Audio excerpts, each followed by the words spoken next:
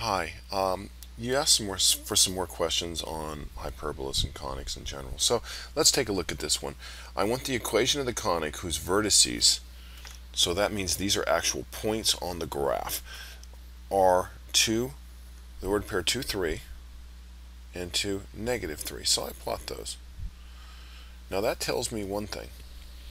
That tells me that if I was to connect these two with the line segment, that'd be the transverse axes, and its midpoint, which is right here, is the center.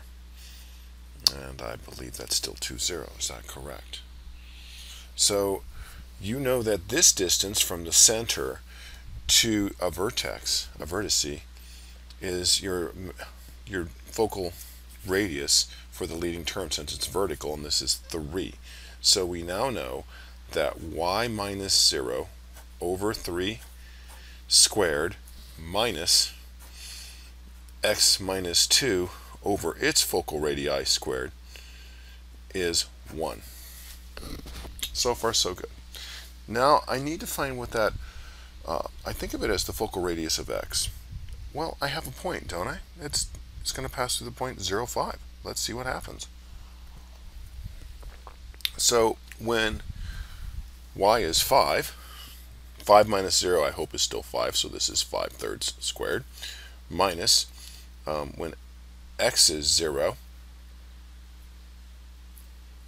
I think that's still -2 over b, right? And don't forget the 1 like I almost did. So 25/9 minus, that's 4 over b squared is 1. Let's rearrange some terms. I'm going to bring the 4 over b squared to one side, and I'm going to have the 25/9, and I'm going to subtract 1, but 1 is going to be 9/9. So is that 16/9? So I get 4 over b squared is 16/9. 16b squared is 36. B squared is 36/16. Okay.